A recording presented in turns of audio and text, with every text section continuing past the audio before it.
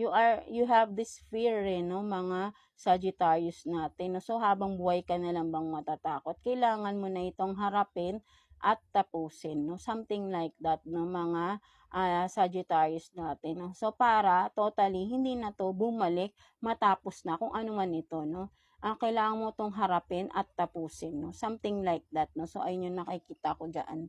Mga Leo, Sagittarius natin, right? No, so let's see, possible na paparating for you, mga Sagittarius natin, no? Possible na paparating for you, mga Sagittarius, no? Kuha tayo ng 2 cards here for you, Sag. Possible na paparating for you, mga Sagittarius. Possible na paparating for Sagittarius. Let's see. Ano mga possible na paparating? So, you have this Page of Swords and then 8 of Swords. No? So, for some of you, no, ang nakikita ko dito, no, ang mga Sagittarius natin, no, possible na paparating for you is may marireceive kang something na balita or news, no, something like that na sabihin nating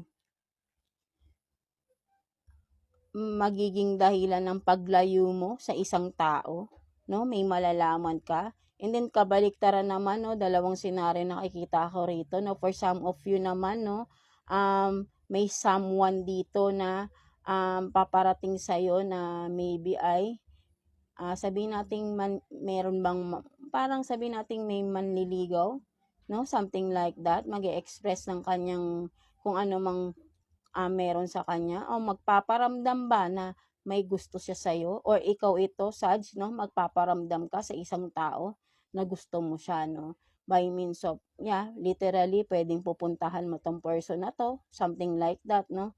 Yun din yung nakikita kong isang senaryo dito, no? Possible na paparating sa inyo, no, mga Sag, no? Someone na magpaparamdam na mahal or gusto ka nila or ikaw to na magpaparamdam ka sa isang tao na gusto mo sila, no? Something like that, no?